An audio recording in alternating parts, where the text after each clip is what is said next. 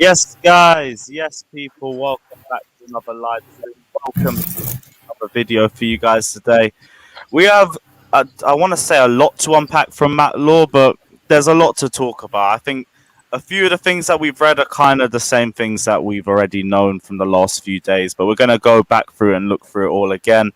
But yeah, apparently it's coming home because we actually went and beat Germany 2-0. Didn't even expect that one to come out. And now we're facing, I think, is it Ukraine in the quarterfinals? Yeah. And then if things get lucky, Denmark versus England in the semi-finals. Oof, I cannot wait for that one. Got the penitentiary memes already set up. Smash the like and subscribe button, guys, if you haven't done so already. Check out everyone on their socials. I'm going to leave the link down in the description below. Seeing as we were talking about it before we start the stream, what was everyone's thoughts on the England game? It was a shocking, I would say shockingly surprised, actually. Like, it wasn't the greatest performance, but they got the job done at least, so, yeah. Yeah, big shock. Bring on Grealish and we can bag 2 goals. The only question I want to ask with that is it a tactical, is it a smart move bringing on Jack Grealish off the bench because we got 2 goals out of it, or were we better off starting him? It's literally I've fucked up. How can I fix this? I've fixed this. It's not. He starts like he should be the first name on the team sheet, bar none. Yeah. Him, Sterling, and Kane as my front. I just don't get Southgate selections. Period. What do we know? No Harry Kane and chuck Harry Kane out. No, Harry Kane is Sterling. The front should be Grealish, Kane, Sancho. And watch out score no goals. Why? You've got one of the most clinical strikers in the world. You've got clinical strikers only got 1 goal. Who's the top scorer of this tournament? Yeah, cool. He's got a tapping header. He got a goal. Harry Kane does the work. He does the work. And he got a tapping from a great cross. I'm watching that Germany game. He's the one that's taking shots on goal, taking on players, defending. Y'all can't come out here Sterling. Y'all criticize Sterling all the time. And he's been one of y'all best players this tournament. One of them. You scored the goals. Fair enough. Why don't you just compromise? There hasn't been a lot of great players this tournament anyway. And Sterling on the right. Someone said it in the comments. Sterling has to be. He's been effective. I just said. He's not been good. He's been effective. There's a difference. I said Sterling on the right, Grealish on the left. That's not good. I agree. Not good enough. I agree. What y'all want to do? What y'all want him to do to be good, considered good, that he's not doing already? Do more in the game. Oh, sorry. Cool.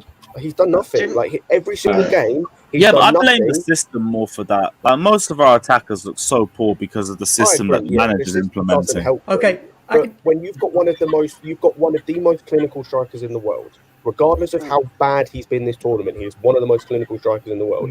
Give him chances, he will score. As you saw with his goal yesterday, give him chances, he'll score. Your 2 most creative players are Grealish and Sancho. Easily, bar none. But Sancho's not going to get a sniff in at all. Exactly, because Gareth Southgate's a clown. Let me sum up England real quick. They had the most talent out of any team in the tournament from 1 to 23. No, better than France. France not better than France. Stop. Let me finish. France have no left back or right back. Do they? Yeah. They were playing garbage at left back and right back. They have Pavard as a right back, but no, they have garbage. Thank you. They have fullbacks. They just don't play them for some reason. Like they did have an actual left back. Again, well, they're not in the tournament anyways, so it doesn't matter. They're out. So the only reason you will not win this tournament is down to Southgate and his tactics. That is what's holding your team back, and that's what I said.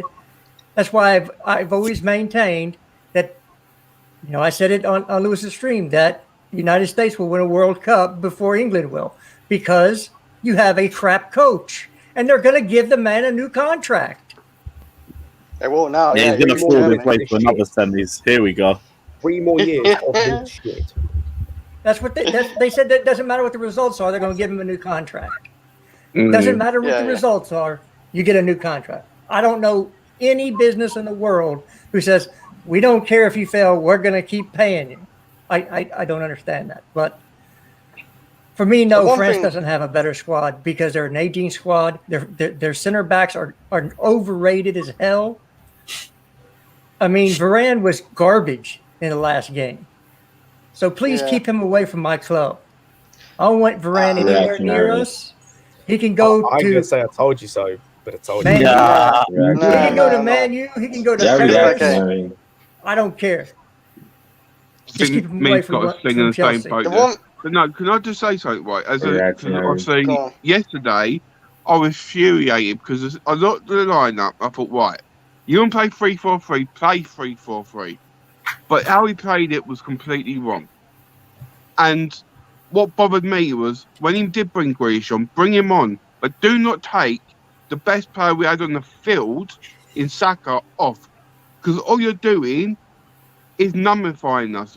What they should have done, if you wanted to keep attacking, is get Trippier off, put Saka right wing back, and put Grealish in front of him. Didn't you guys score after that though? Exactly, but that's the point. Is like we didn't create we created next to nothing until he. I can understand Grealish. Grealish has to play. It has to start. That's my point. It's like it's like we created basically nothing of any clear-cut nature until he was on the field. But then I see people calling it a tactical masterclass. He got it completely right. No, he didn't. Realistically speaking, Pickford bailed us out twice.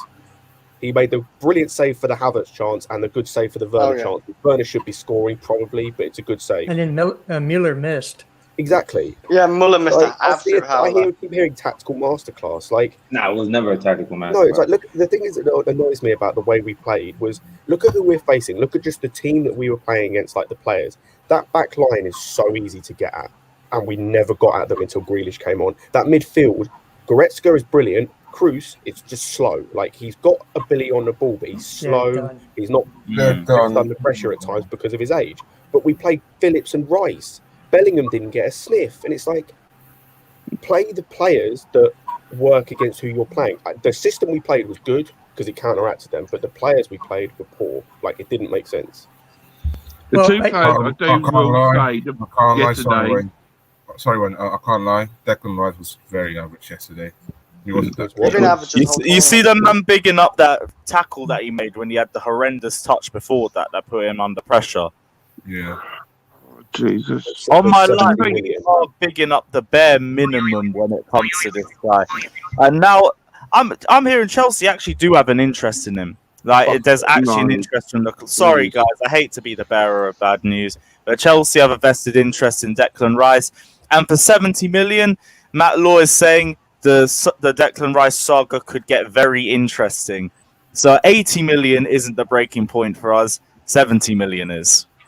I'm sitting there thinking 70 million for Declan Rice. Is this what we're really on? We didn't want to pay 70 million for Hakimi, but we want to pay 70 million for a point and shout merchant.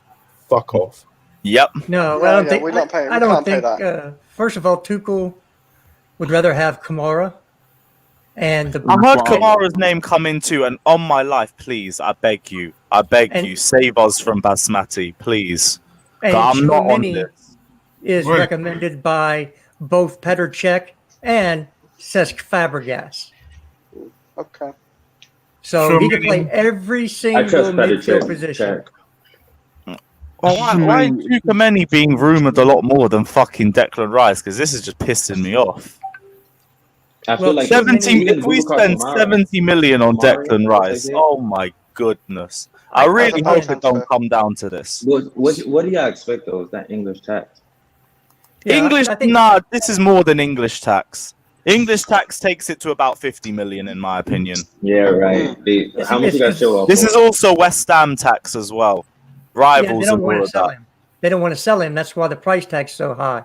It's just they're going crazy with 100 million. Sorry. The only reason why people give a shit about wanting Declan Rice is because he used to play for the academy. I guarantee if he came out of United, like United's academy, no one would give a flying fuck. No one would give a single solitary shit. His name was Rice in Enio or some bullshit. We wouldn't be interested. No one would care. As a fact. Deckinho. But here we are, man. Well, what else did we get for Chelsea? No, we got a deal for Chilwell. You what? We brought it down to 50, no? How much? Chilwell was fine. Yeah. And We brought him down. And he's playing well this season anyway, so I don't care about the 50 million. We kind of still paid too much. At the time, it was too much, though. A lot of people were complaining. At the time, I didn't complain. For 24 million was too much. So what if we pay that for Rice and he performs? You're gonna say the same thing? But the thing with Chilwell, he has to perform though. The thing is, from what I'm seeing, I don't back it. And the thing with Chilwell, I'd love to be proven wrong. If he joins Chelsea, cool, we gotta back him. I agree with you on that. Chilwell but he ain't here yet.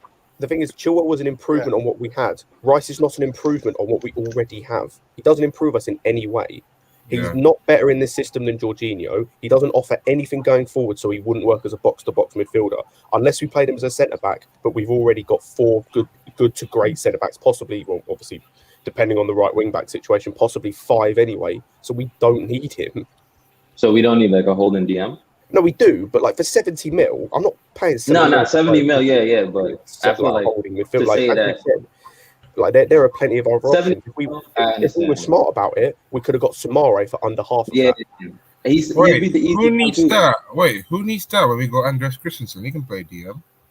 No, Samare is a free agent, guys. Fair point. Very fair point. Samare is signing for Leicester. Samare's going to be a free agent.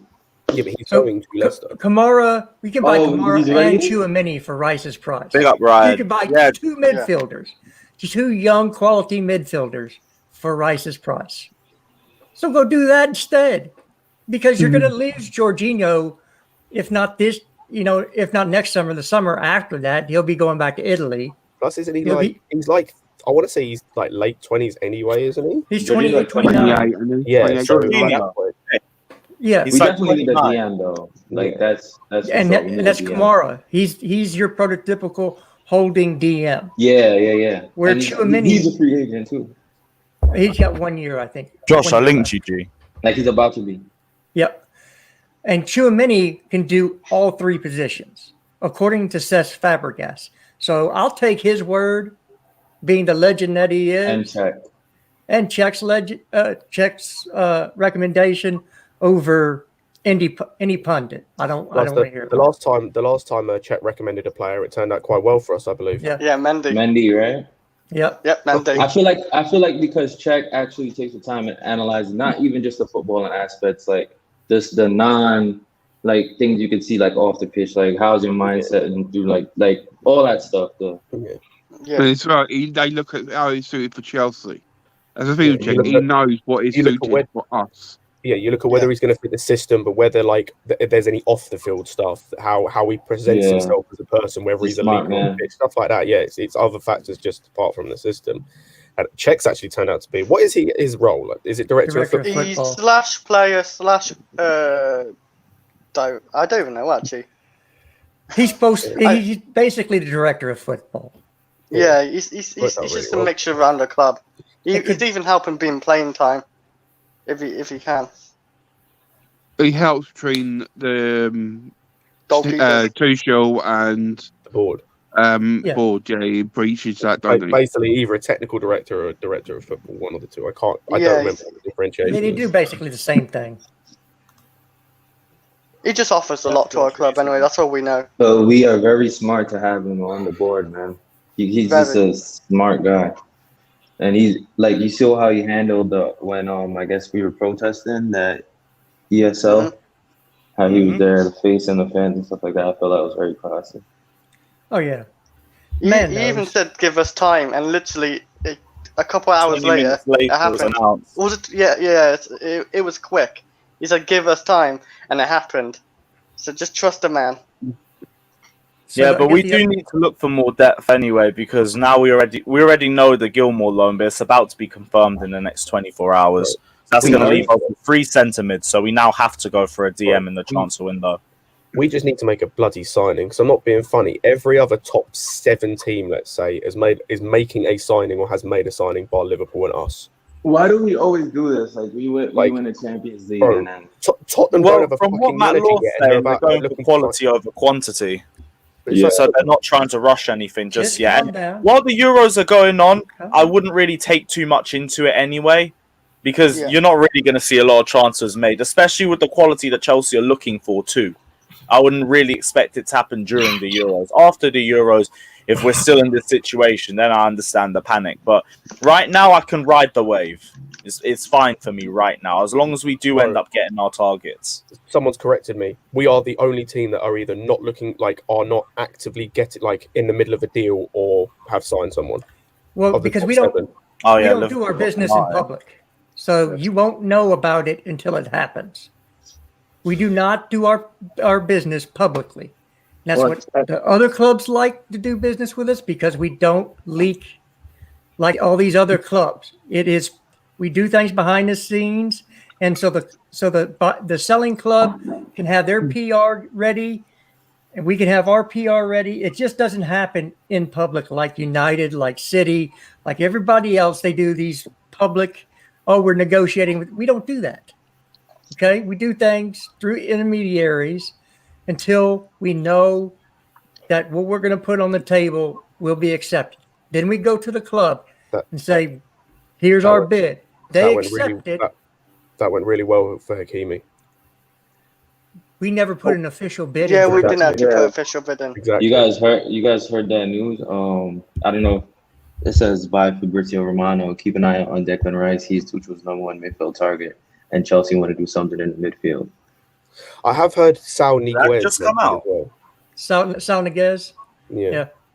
Fabrizio's the tap-in merchant, guys. He doesn't know shit.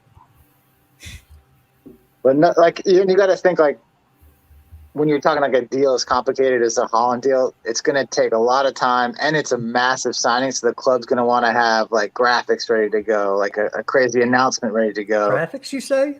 Graphics, yeah. Right. There's going to be, it's going to be. I mean, they did a whole thing for. I don't think that's taking it long. For Havertz. It's not necessarily the Haaland deal. It's more just like a deal. Because I look at, like, for example, Tottenham, like they are trying to sign 2 players. They're in the process of getting one. They're looking at another. They currently don't have a manager. Both of the targets they're looking at fill the holes in their squad. So it's not like they're just going and signing just any random players. And it's like, and then I look at Arsenal and they're doing the same. Leicester have already signed 1, maybe 2 players and are looking at a third. And it's just like, and then I look at us and we're either not doing anything, or the stuff we are doing, like the Haaland stuff, has just gone completely quiet, or we're linked with fucking Rice. It's just, I know it's not, I'm not getting concerned. It's more just irritating to see more than anything. It's just annoying to see. I feel like Euros is playing a part in it. Like, it's during the tournament right now. And also Haaland is like, I think Sancho going to Man U is making this even more difficult with Dortmund, because it's like now we'll lose Sancho, but we don't really want to lose Haaland like that. We could keep Haaland, so that negotiation is going to take things longer. And I feel like what we're trying to do now in this transfer market is really go for certain specifics and not sign like a boatload of players that we don't need, like our Bakayokos and our Drinkwaters. So I feel like if by the Euros end and we're not making moves or we're not seeing stuff, then it's time to get worried. Plus, preseason is coming up, and we got to play a Super Cup. So yes, if by preseason we haven't done anything, that's when I'm going to become concerned. If by that preseason start, I'm going to become concerned, because then you're getting to the point where you're trying to bring people in and get them adapted to a system, like in the middle of preseason, they've got to adapt quicker than they would have to if they came now, stuff like that. So the other hold up on the Haaland thing is the FFP. They're trying to see exactly how far they're relaxing FFP. All right. So you have to get legal involved to go through and say, if Roman puts in X amount of dollars, are they not going to come back in 2 years and say, well, you did this back then, we're coming after you? Because they will do that crap. So they have to get assurances that if Roman puts his money in and we bring in Haaland, that it will not violate FFP, because there's no reason to build this super squad and be banned from Champions League football. That makes no sense. And it's crazy. I heard they fired that person who was leaking news to our journalists. So maybe that could be a reason why we're not hearing so much stuff. Yeah, Chelsea do business in the dark. They're like ninjas. Like, but even last year though, we were hearing like, all right, Havertz, is coming. Like, we was hearing these little sneak peeks and stuff like that. I mean, we had to sign players last window because we had the transfer ban. We heard the same stuff we hear about Haaland that we heard about Havertz. Like the club want him. Yes, we're hearing the same thing about Haaland. The club want him, but we weren't hearing like specifics of the deal. Like it's good. Like there were crazy numbers thrown out about Haaland. Like it's going to be over 100 million. It's going to be this. It's going to be that. It ended up being in the range of 70, and there was really nothing until it was announced that it was happening. Like I don't even know if we heard about medicals until he signed with Havertz. It was like. They talked about interest, which we're hearing about Haaland. There's interest, but it's an insane deal. It's a lot of money. That's a lot of M's on the board to get situated out with the player and his agents and the clubs. Like it's not a simple deal, and they might want to do that deal and announce that deal before they go and get other players. You know, it's like you don't want to crap on those players by like signing them and then signing Haaland the next day. It's like get the big guy in first and then fill in your squad. And then it's like even like a lot of our players now that a lot of our key players, I mean, you still got the England guys, but are coming back early from the Euros, so they're gonna have a preseason. They still have a lot to prove too this year, so it's gonna be interesting. Yeah, I just think that nothing big is going to happen, and we're not Arsenal trying to scrape the bottom of the barrel to come up with some signings.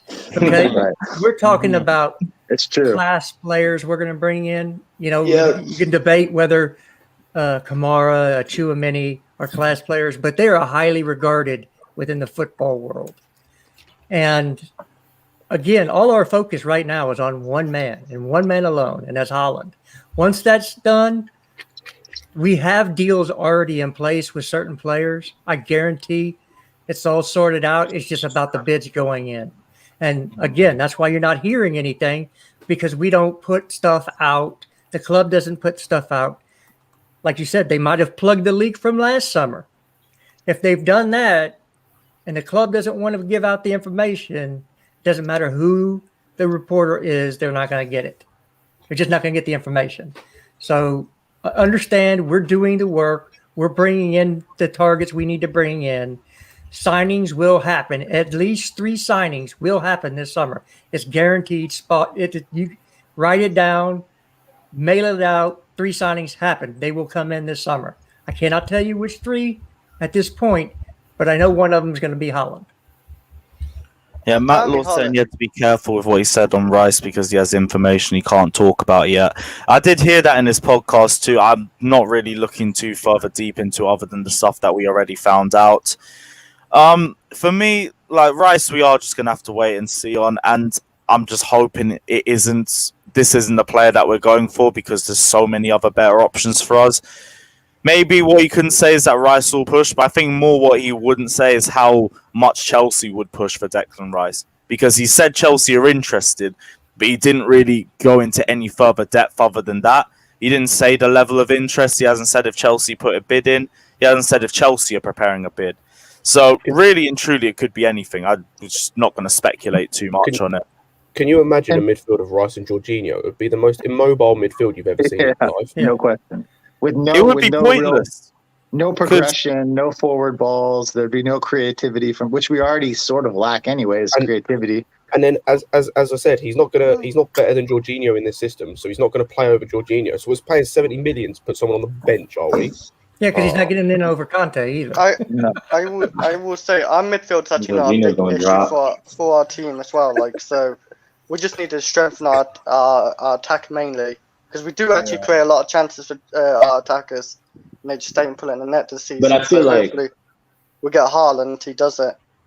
That's the main issue. Not him. We don't need Rice for that price tag, but we need a DM because it allows us to play a different formation as well. Like having like a sitting defense will probably allow us to move to that forward to back. I feel like Tuchel doesn't really trust our defenders in a central 2 right now, so getting Kamara, getting somebody is important. Like the striker and a DM are very important this year. Plus, Kamara can play center back as well.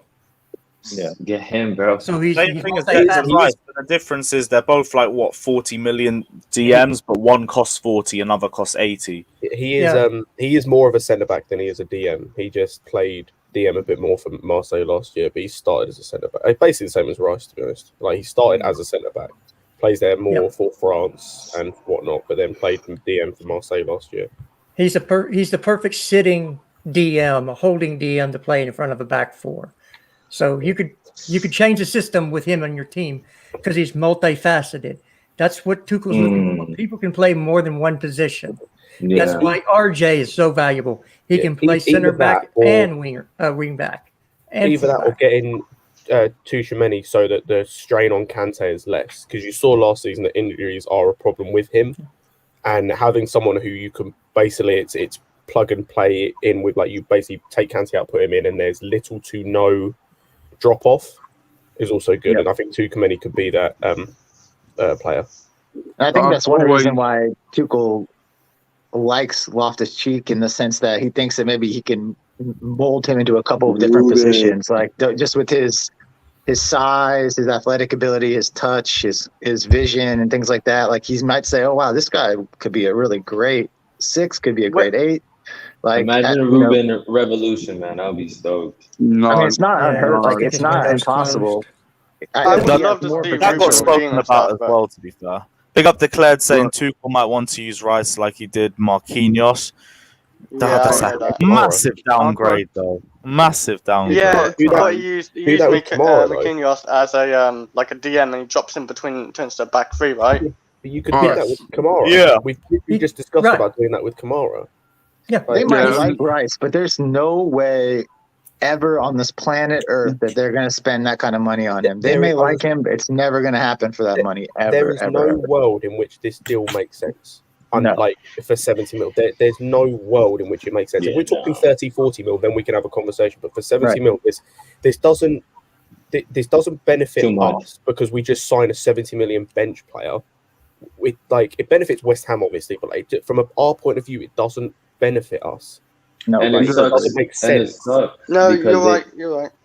They're slapping 100 mil, so they're making it seem like 70 mil is okay. Like, so it's like, all right, they're already ranked at 100, so all right, we take it down to 70. Yeah, meet us there, and it knows it's us. So like, it's like, okay, y'all willing to pay that? It's like stupid, bro. What I'm gonna say is like Kamara, I've always been a fan of because I've read when we was looking for a DM, I went looking on the French DM players, and I found him already stats and everything, and he's impressed me on his stats. So I hope he does become as good as I think he could be, because he could be if we get him, he will be that player that we want and we desperately need. Not Loftus-Cheek. I don't know what Matt has got into, Josh, but not Loftus-Cheek, all right? We're not singing that song on this channel. The Lewis Shambalic. We're not singing that song on this channel, all right? We got taste on this channel. Yeah, we're not Loftus-Cheek, okay? None of them rejects, but we've had in our past, like Bakayoko, like Kepa, right? Like all of them. Let's be honest, it's not going to happen, right? And even maybe Sal Christensen or Ferno in the days, but we'll talk about it another day. Hey, Lewis, I got a question. Lewis, I got a question for you. Does washing go make baby oil? Does washing go make baby oil? Nah, man, not from what I've heard. Okay, well, we need to get a baby oil sponsor for our new wingback. He comes with his own baby oil sponsor. Maybe so. Can you?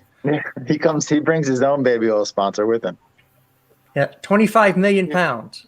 That's a steal. That's a great deal. Between 20 and 25.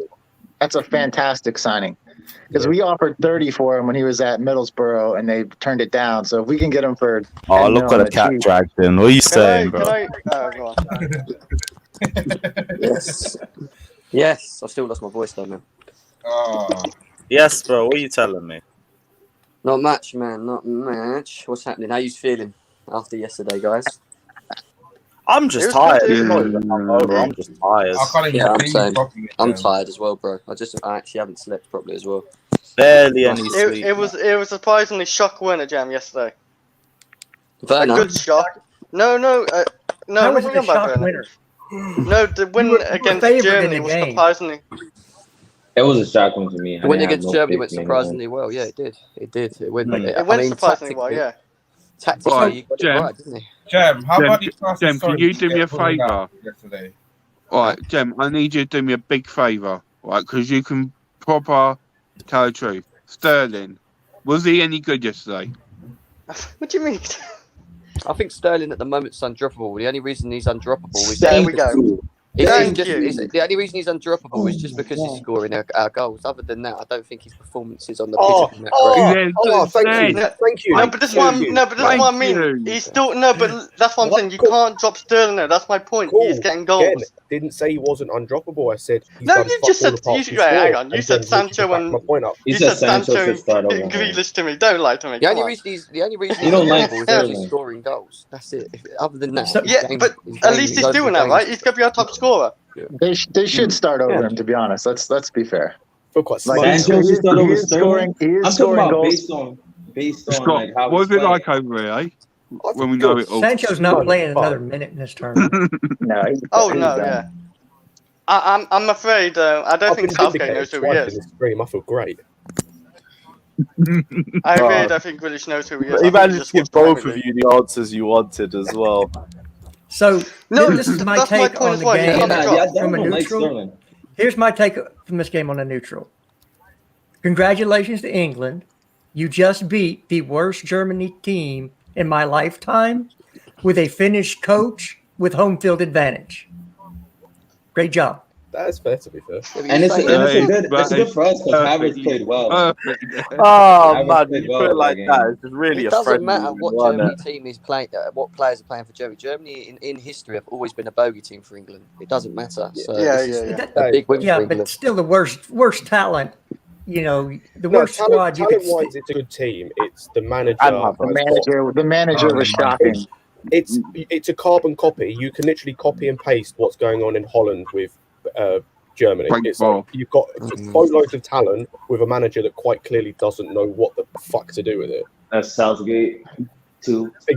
Again, actually, it's a carbon copy of fucking Southgate. It's a manager that doesn't know what the fuck to do with all the talent he's got.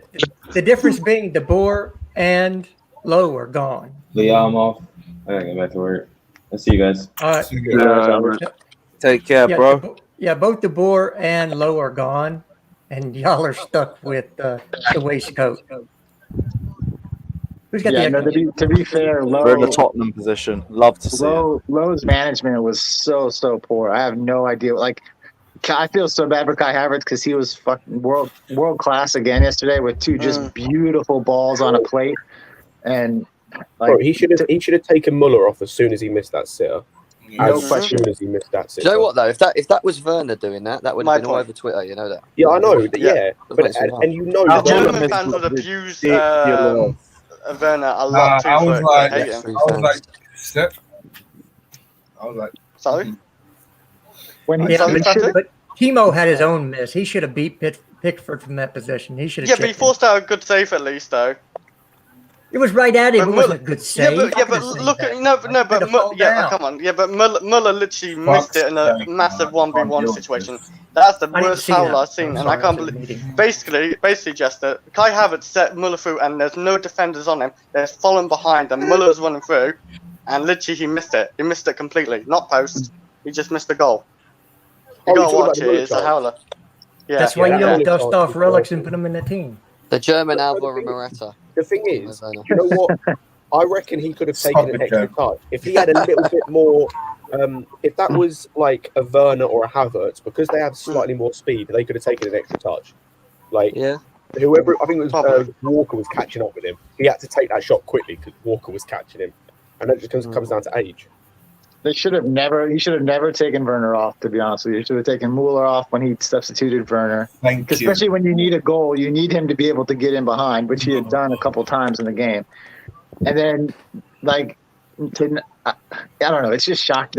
His substitutions and his lineups were just indefensible. I mean, fair play to England because England finished their chances when they had them. And this is what Aaron said last night to us. We had this conversation that Joachim Lowe's, I think he's been finished since the World Cup. I think he should have gone after the World Cup after that loss against South Korea. He's been finished ever since Hansi Flick left him. He's just Well, I don't know what Muller's actually done for Germany this Euros. Nothing. He's done nothing. Yeah, I'm not sure why he was even in the squad, to be honest, dude. Neither's Hummels. Both of the players they brought back after they told both of them they had no future have done fuck all in this Euros. So that's the one thing I'll say. He's been completely vindicated by dropping both of them and telling them you've got no future after the World Cup. He's completely vindicated because they've done fuck all in this tournament. Hummels has been by far their worst defender and Muller's been by far their worst attacker. Yeah. Well, at least you don't have to watch Low smell his crotch anymore. You can do that. Yeah, this man puts his fingers in his nose and ass more than anyone I've ever seen in my life, and right on camera every time. Yeah, he doesn't care, man. He doesn't care. He don't. He's a shameless man, you know. He don't care. He don't care the world's looking at him. He wants the world to look at him to do it. Well, I guess he's getting the stank out of the team. Because the team stinks too. I do agree with Scott though. I like no matter what, the fact that Sterling is scoring goals and to be honest with you, they're basically just getting behind tapping goals. It's not like he's creating crazy goals. Sancho and Grealish should definitely be playing over him. Mm-hmm. To get the best out of the team, in my opinion. You're on mute, my guy. Can't hear you. Bro, I can't lie. I disagree with that. I don't know, man. Because for me, it's the same way. It's the same way for Chelsea. You have someone to stretch the play. And you don't have a particularly mobile striker in Harry Kane. So when Harry Kane drops deep, you're going to need two runners going at him, or at least one runner to make runs while he drops deep. If you have two ball carriers and one immobile striker who likes to drop deep, the balance of play is not really there. So for me, you can't really drop can do both though. We've seen like if you watch Dortmund, he can do both. Like that German Cup final, he came back after an injury. I think it was his first game back, and he just ripped RB Leipzig apart and showed he can do both sides, where he can be the runner and score the goals, but also be the ball carrier. And I think Grealish can do the same. Yeah, he is more of the ball carrier, but I think he can do both. Or if we have to drop one of them, I still think Saka should be playing over Sterling. As I said, this is just taking the goals out. Because if we're talking goals as well, I agree he is undroppable just because of the goals. But if we're taking the goals out of it, then for me he is easily third choice, probably fourth. Yeah, but I do think his goals have helped, but it's just he does nothing in the game apart from those goals, and it's really frustrating to see when you got like Saka doing bits and being taken off. Sancho, you know what his quality is, and he gets no game time. Grealish instantly changes the game but doesn't start. It is frustrating. What's the background noise? What's the background noise? I don't know. I hear it too. I'll be honest, for me, it's just the way he runs. I can't do it, guys. I can't do it. The way he runs, it's just... He needs to be dropped for that alone. Who does? Oh, we're talking about Sterling now. No, man, you can't drop him. Sterling, the ball who's getting top scorer. Golden boot Sterling. Yeah, man, you can't drop him, man. Imagine, Sterling golden boot. Is he actually the top goal scorer in the... No. He's behind Ronaldo. No, yeah, he's joint second. He's joint second with Lukaku, so you know he's getting there. A few more rounds, he could get top scorer. You never know. Oh, Dalpos. Imagine. The most difficult thing to do is to beat Germany and then lose to Ukraine. Yeah, but imagine he gets a brace. Everyone's saying we're already through to the semis already, and it's like you lot learned nothing from 2016 in Ireland. You really didn't. It's not Wembley, right? Like watching Ukraine last night, like I know they won, but going forward, man, like there's something missing in that team. Like Yarmolenko's good, but there's something missing. Defensively, they are all over the place at times. And it's just Sweden didn't have anyone clinical up front. Like they were playing a right winger up front, and Isak, who is good in terms of off the ball, but we've seen like he's not been the most clinical player in this tournament so far. Like if Sweden had a better striker, they score more than one. Yeah. So at least we can bend that talk from now on. No way. Until Isak finds his shooting boots and knocks us out, and then we're going to be doing Isak to Chelsea rumours again. I don't think he was in the game yesterday. Like his movement, like is really good. Like off the ball and on the ball, it's just he's not clinical, and so like we need someone clinical. The Swedish Tammy. Behave. I think it's quite opposite to Tammy. Oh yeah, me. Guess what I heard, Scott? The guy listening to this. Guess what I heard yesterday when I was on stream on Steaks? that someone rated Tammy Abraham over Ivan Toney. Yeah, it's the same player. Yeah. No, it's not. Oh no, it's not. Ivan Toney can hold the ball up. He's got pace in behind. He's got an eye for goal. His movement off the ball is so much better than Tammy's as well. Can I be real? Tammy looked just the same at Aston Villa. That's fair, but I will from what I've seen, and I will say that I think he's playing in a better side than Tammy was. I could be wrong, but that's just what I think. Ivan Toney just looks so good. Obviously, it's going to be. I want to see the Premier League. Yeah, that's going to be the real jump. But yeah, he is better for me. That's the thing. Regardless, the experience will be good for him. Just like it will be good for Billy Gilmour as well with his loan deal tomorrow. Regardless of whatever happens in Norwich's season, a year's worth of experience at the top level is only going to improve his street smarts. It's going to come back a much smarter player. I think they've just got rid of 2 of their midfielders. They've let go on a free, so he's probably guaranteed minutes, guaranteed to start every week. Yeah. First of all, Andre Silva is going to RB Leipzig, so he's off the market. Oh God! Wait, Andre Silva moving again? God, that's a really moving again. God. Yeah, he's going to RB Leipzig. How many clubs has this guy had at this point? Bro, this is just moves around in the last 5-6 years. Fucking hell. He was second top. He was second top scorer in the league actually as well. Yeah, he also had one of the most creative players in the entire league in the team, and they could have done so much better than Silva, man. They could have done so much better than Silva. That's not good for them. I'm surprised they got rid of him. Why are they getting rid of him? It's Frankfurt, and they can't really keep hold of anyone. Yeah, they need the money. True. That's the same thing for a lot of clubs this summer. Isn't Frankfurt in the Champions League next year as well? No. Actually, Europa League, I think. They're in Europa. It's Europa. RB Leipzig. Dortmund beat them to it. Dortmund. It was between Dortmund and Frankfurt. Werder Bremen, or is it not Werder Bremen? Wolfsburg. Werder Bremen got relegated.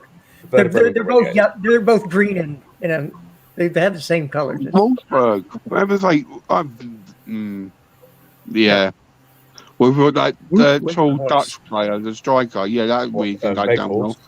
Yeah. Yeah, not Weghorst is actually W's or V's. I'm trying to think of another striker. That's the same thing we were on about. What other news is there from the Matt Law thing?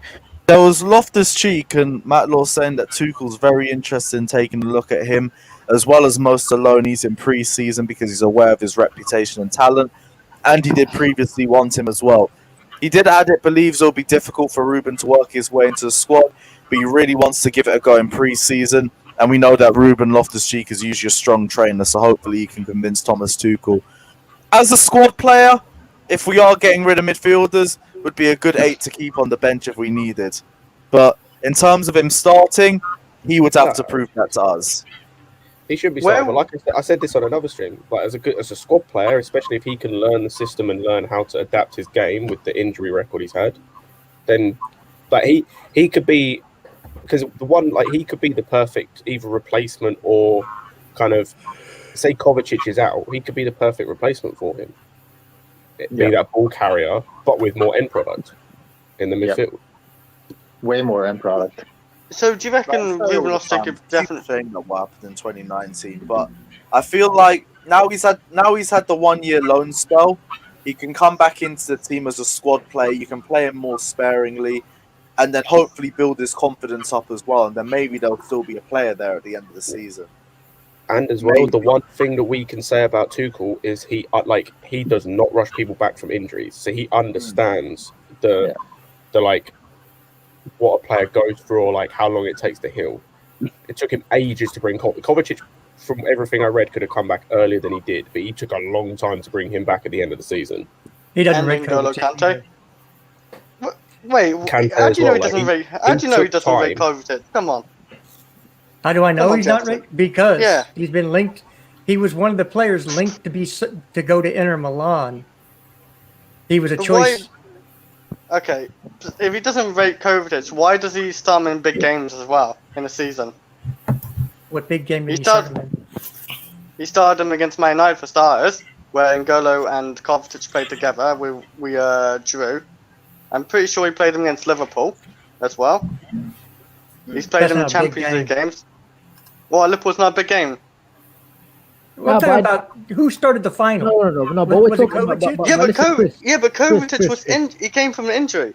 No, but also that final, the best midfield pairing was Jorginho and Kante. No, but I agree. They're a very good partnership. Even since when Tuchel came, we've been experimenting with what midfield to give us the best balance. So obviously he's going to get game time, and then eventually be well with Jorginho and Kante. Kovacic is not rated by Tuchel because he can't finish. None of our midfielders can shoot really though. N'Golo Kante can. Kante can. The final ball has improved as well. Jorginho can. He's a pen merchant. Yeah, he's a pen. Yeah, he's a pen shooter, but he doesn't shoot. Look, none of our midfielders are scorers really. Everybody overrates Kovacic because he dribbles pretty. No, I don't care if you can dribble pretty. He brings the ball from defense to attack. That's what he does. That's what he's there for, and he's there for defending as well. When he has used him in defensive games. He's not a very good defender. No, he's not a good defender. He's a better defender than Kovacic. But Mason Mount, no, he's not. Oh, when he played, when Mason Mount plays with another DM, Mason Mount always bombs forward. That's what Mason Mount does. He just bombs forward when he plays DM, and that's a good thing. I have nothing against it, but Kovacic, he sits in the middle. Like Mason Mount, he just bombs forward. So, Johnny, don't attack me for that because that's what he does. Johnny's not in there. I'm telling you right now, Tuchel does not rate Kovacic, and if Kovacic left this summer, he would not care. Well, we probably won't get rid of him anyway. We just got rid of one midfielder, probably Billy Gilmour, so we probably won't get rid of another. And our midfield this season's been pretty good though. And it's not our issue. Our issue's been attack and defense in a way until Tuchel came. So our defense is solid under Tuchel, but in the back four it wasn't as solid. But our main issue is definitely attack, not our midfield. We do need to replace our attack first before we look at midfielders. But he plays in the position where you need assists and goals from. Okay, you have to have something from one of those sixes. Okay. Kante gives you all the defensive pressure and recoveries that you need. Kovacic is there to bring the ball into the offensive half and make line-breaking passes, which he can do but never does. And, he does it sometimes, yeah. If the odd ball falls to him at the edge of the box, he needs to be putting it on target, which he never does. Yeah, it goes the man he has scored a couple of times from outside the box. He has scored a couple of times, but one good goal, Chris. Come on, one good goal we all can remember. I'm pretty sure he scored 2 goals from outside the box. I've seen way more going to the Matthew Harding stands than I've seen in the back of the net. Kovacic scored 2 goals, man. He scored against Everton, and then he scored against Valencia, I think, last season. Yeah. Two from outside the box, and he rarely scores, but so does all our midfielders. It's not down to them scoring anyway. It's down to our attackers who keep missing the chances. Kai Havertz has missed chances. So is Timo Werner, sadly. A lot of attackers, what's his name? Pulisic's missed chances. Hudson-Odoi's missed chances. A lot of attackers miss chances when they're attackers. You can love Kovacic all you want to. I'm telling you, fact. Tuchel doesn't rate Kovacic. We don't know for sure. No, if he goes, I believe you. You know what he told you? He phoned you up. Yeah, he phoned me up yesterday. Is he saying I don't rate this guy? Please sell him for me. all I do is you take all the news, okay, and then you analyze everything that's gone on. If he rated Kovacic so highly, why would he have been one of the players that Inter could have picked from to bring Hakimi? Fact. William. He was one of the players that they could have had to bring Hakimi. Well, I feel like it was either Zappacosta, Marcus Alonso, Emerson, Kovacic, or Tammy Abraham. Well, I feel like just because you're expendable doesn't mean the coach doesn't rate you, though. It just means that you could probably bring someone to better the position. But I don't. I can't just say Tuchel doesn't rate Kovacic. AC wasn't involved in it. There was rumours that Chelsea have been looking to extend his contract the entire time. So there's no chance. Yeah, definitely not Christensen though. But I'm saying like with Kova, I just feel like get out of here. I just feel like Kova is different. You know, like just because remember Kova got hurt too before the end of the season. That's why he wasn't playing a lot. So, but just to say Tuchel does not rate Kova is I just feel like it's kind of an assumption because we don't know that for sure. But I'm saying we could do better than Kova in the midfield. I'm not saying Kova is the best player in that position right now that we have. Like what I saw Pogba do in France, no lie. What I saw Pogba do in France, the French game against who they just play again? Switzerland. What a game! Like when I saw, that's what I want from a midfielder. You know what I mean? Like just the passes through the middle. He's world class. No, I know he's world class. Look, not like you could tell Pogba is world class. I'm saying just like the minimum of those passes between the lines. We don't do that in Chelsea. You know what I mean? Like every time in Chelsea, like when we counter attacking and doing all those things, no one ever finds those runs where, okay, if I put it in between two defenders, I know Werner or whatever, another player could run to get the ball, even without breaking strides. We either want to pass it to the wing, you know, and go focus from there. But no one ever just makes those incisive passes. And when I was watching Pogba, I was like, Chelsea needs to do everything in their power to bring this man to Chelsea and let's see him with the Kante and Pogba. Imagine Kante and Pogba pivot in Chelsea. I was just watching it. I was. We're not getting Pogba. I know we're not. I'm just saying. It's a dream. I'm just saying. It's just he had his chance to come. That's my problem. That's my one problem with Pogba is I don't think winning is his priority when it comes to club football. Like it just doesn't seem like it's the thing he's worried most about. Otherwise, he could have come to us a couple of years ago before he went to United. I mean, but he is world class. Don't get me wrong. He's a fantastic player. There was a narrative to it, you know. Pogba going back to Manchester United, you know, there was a whole narrative to that. You know, it wasn't like, you know, Raiola was his agent, if I'm correct. Pogba's agent is Raiola, right? So you know, there's a whole narrative to both of them. You know how Pogba and Raiola do. They want to get the maximum money. I don't think Chelsea was paying the maximum money as Manchester United was paying. But my point about it is, like, I'm not saying we need to get Pogba, but we need to get a type of his player that just from midfield, that's a creator. You know, like a creative midfielder. And I've been watching Fabregas. It's funny that we're talking about this because I was watching Fabregas highlights and literally about the 2016-15 season and whatnot. And just the way that he cushions the passes, the way he puts his head up and sees the run. We don't have midfielders that do that, and that's what I need. I mean, I wish Kova could put that in his game. And what Tactical Texan was saying, which I agree on, people love Kova so much because he could dribble past the press, which is a great skill to have. But I need you to do more. Like, compare Kova with Modric. Literally, they're kind of like similar players, but Modric has a lot of end product to his game. Yeah. You know, so like that's what I need. Someone that a midfielder that could control, dictate, beat the press, and still have that end product. That's how you could be world class. And honestly, you know, I mean, him. I've been hearing a lot of people talking about him and whatnot. But that's what we need in Chelsea, and that's what we need in our midfield. You know what I mean? More assists from midfield. More assists from midfield is what we need.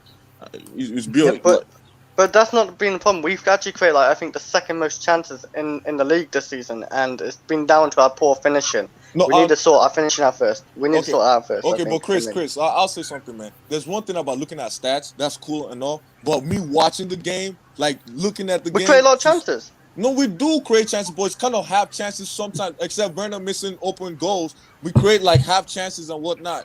Not like passes where it's a through pass. Fato, I swear, that was not a dig to Werner. I'm just saying. Except for Werner.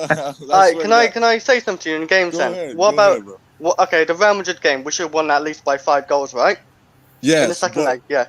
The Arsenal game, right? We had good chances in that game. We missed again. There was games in Crystal Palace where we won that game, of course, Crystal Palace, but we should have won that like 7-1 and stuff like that. And the Man City game, in a game as well, where we had chances we missed in the FA Cup. The Leicester game as well, we had a few chances, but we didn't score. But the keeper kept saving it. It's just we're not putting it. I've seen a lot of games where we just don't put it in, and sadly, sometimes Timo has been at the end of that and just not put it in. Well, that's true. I like Timo, but I'm not disagreeing with that. We do create chances. What I'm saying, but like I'm talking about clear-cut chances. This is not just from crossing the ball. I'm like like Werner, I mean not Werner, Havertz knows how to make those through passes if he's playing a little bit deeper. You know, he knows that, like, you know, with the Muller pass yesterday with the game. That pass to Muller was great, you know, on stride and everything. Those are the type of passes I want to see more. You know, like someone's going through the middle, don't be a Jorginho and pass sideways, you know, or backwards. What's up, Josh? All right, boys. You got, bro. All right, bro. All right, Josh. I got to bounce too. I get ready for work. So my last word on Kovacic is, again, if Ruben never got injured, Kovacic would not be a Chelsea player. Facts. Yeah. Just being done. He's a B-Tech Ruben. It is. No, okay. Loftus-Cheek could bench Kovacic by the end of the season anyway. I'll agree 100%. Oh my God. I think Well, a lot of people forget how Ruben Loftus-Cheek was good. Take care, bro. See you later, Chester. I feel like a lot of people forget Ruben Loftus-Cheek back in 2018, man. That was, and that's and that's what I was saying with like if Ruben can learn off Tuchel and he can teach him, and like, is everything Kovacic does well, I feel like Ruben can do as well. Plus, because he has the size, it means if he does get pressed, he has he has the strength to shove players off. So he can have that press-resistant nature that Kovacic has, and then he's just, as I say, he's got more end product, so he would just be better.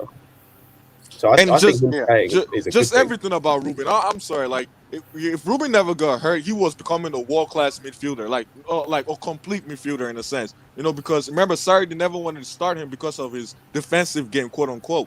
So you know, he started getting better at his defensive phase of the game. Then next thing you know, he was competing 1A, 1B with Hazard, and that's facts in that season. So I feel like he was on his way to becoming like a great and world-class complete midfielder before that injury happened. And that's why I cannot just believe that a guy with that much talent is over for him. So that's why I want him to come back this preseason and just try his best before going out on loan, before he makes his decision to go out on loan. I want to see him in Tuchel's, Tuchel's arm, under Tuchel's arm, so Tuchel could say, okay, yo, this is how you do this is how you do it. Okay, you don't have that same physicality no more. I could bring something else out of you that you didn't have before. Just something good. You know, I just want to see Ruben back on the team, and I feel like he still has something to give. Thing is with Ruben Loftus-Cheek is what I'm a bit hesitant is because he's had 2 major injuries on both legs. He's had both crucial injuries on each of his legs. That's going to take a toll on anyone. Yeah. Answer. I thought it was just the one. No, it was just one leg. You already his whole season, he's had 2 of them, one each leg. His whole career. But I feel like, well, wait, hold on. I feel like this was the injury in America was his major injury because was the major like one. Other little niggles on his. He used to have back problems and whatnot, and he was finally getting over it, really, and that's why we're seeing the best of Ruben. But the Achilles injury, of course, I know what you're saying. People that get athletes, not just footballers, athletes that get Achilles injury never come back to being the same. But I can't just throw that away because now, obviously, Ruben has been fit in Fulham. I think, obviously, he did not shine in Fulham, but I feel like he's got one Achilles injury. Yeah, one Achilles. I remember that. Before he had one of each leg, that's why. I had an ankle injury in 2017 for Palace. It wasn't a rupture. The one in America was an Achilles rupture. Yeah, that one was crazy. And today, that game. Everything else was just a bunch of strains and injuries. That was my favorite player, bro. For real, Ruben was my favorite player when doing that. 18-19 Ruben was go-to. My God, he was. I watched back his highlights going back, bro, and I just see him like this guy walks in our team in our midfield. I'm sorry, like I don't know how he could fit in this 2-man pivot if he could really play that pivot and be disciplined. But I just feel like he walks in just.